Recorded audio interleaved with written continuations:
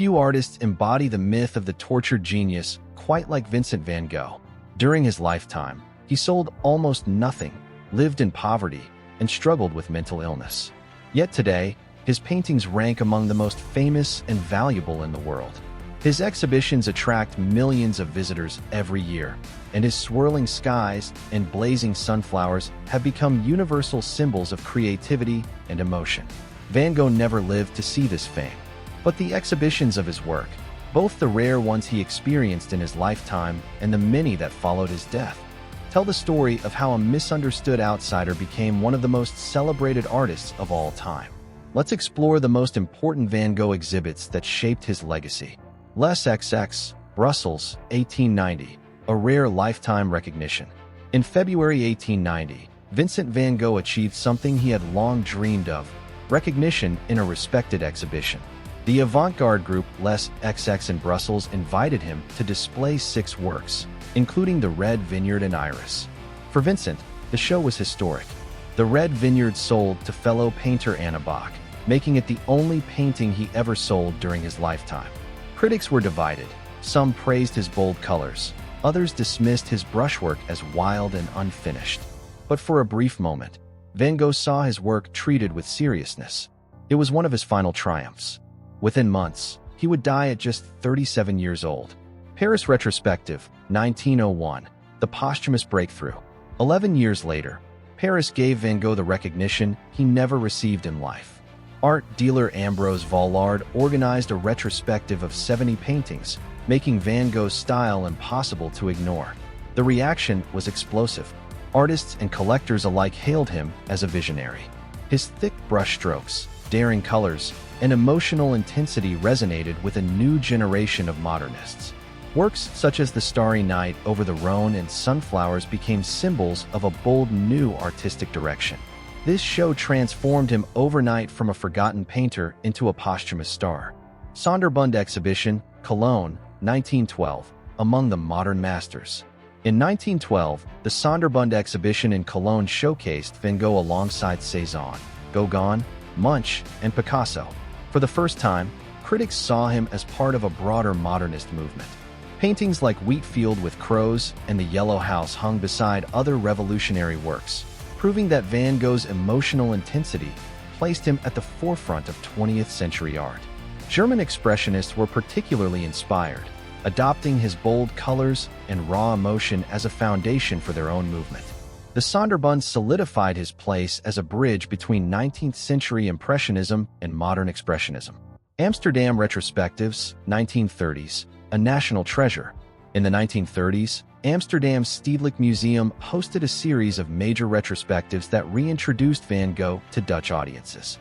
His nephew, Vincent Willem van Gogh, had inherited many of the works and made them available for display.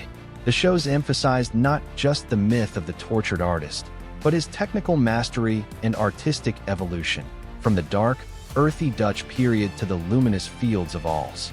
These retrospectives helped the Netherlands embrace Van Gogh as a national treasure. They also laid the groundwork for something even bigger, a permanent museum devoted entirely to his work. MoMA Retrospective, New York, 1935, America discovers Van Gogh.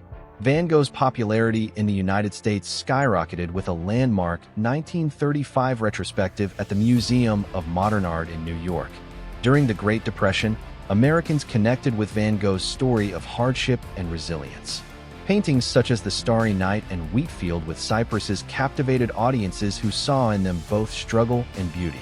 The MoMA show cemented Van Gogh as an icon in America, transforming him into the ultimate symbol of the misunderstood genius. From then on, his legend was as strong in New York as it was in Paris or Amsterdam. The Van Gogh Museum, Amsterdam, 1973, a permanent home. The culmination of decades of growing admiration came in 1973 with the opening of the Van Gogh Museum in Amsterdam. For the first time, the world had a permanent institution dedicated to his life and work. The museum housed hundreds of his paintings, drawings, and letters. Visitors could trace his journey from the potato eaters to sunflowers to irises and his haunting final landscapes. It became a pilgrimage site for art lovers worldwide. Today, the Van Gogh Museum remains one of the most visited museums in Europe, drawing millions who want to experience his art up close. Global blockbusters, late 20th century. By the 1980s and 1990s, Van Gogh exhibitions had become cultural phenomena. Shows like Van Gogh in Allans, 1984 to 85, and the 1990 centenary exhibitions attracted record-breaking crowds in Paris, London, and Tokyo. His paintings, once unsellable, were now priceless masterpieces. Reproductions of Starry Night and sunflowers flooded homes, classrooms, and posters worldwide. Van Gogh was no longer just an art world figure. He had become a pop culture icon. These blockbuster shows confirmed his universal appeal, transcending borders, languages, and generations. Immersive Van Gogh, 21st century, stepping into the canvas. In recent years, Van Gogh's exhibitions have entered the digital age. Immersive experiences project his paintings onto vast walls, floors, and ceilings, allowing visitors to literally step inside his art. From Paris to Toronto to New York, millions have walked through swirling skies of the Starry Night or glowing fields of sunflowers. Critics debate whether these shows dilute the meaning of his work, but there's no denying their impact. They've introduced Van Gogh to entirely new audiences, proving that his vision resonates as powerfully in the 21st century as it did in the 19th. Why these exhibits matter. Each exhibition tells a different chapter of Van Gogh's story. Les XX gave him one moment of recognition in life. Paris 1901 launched his posthumous fame. Cologne's Sonderbund revealed him as a modernist precursor. Amsterdam and MoMA retrospectives made him a global master. The Van Gogh Museum gave his legacy a permanent home. Immersive exhibitions prove his enduring power in the digital era. Together, they transformed Van Gogh from a struggling outsider into a universal symbol of artistic passion and perseverance. Van Gogh once wrote, "I dream my painting, and then I paint my dream." Today, those dreams fill museums, inspire generations, and continue to redefine what art can mean.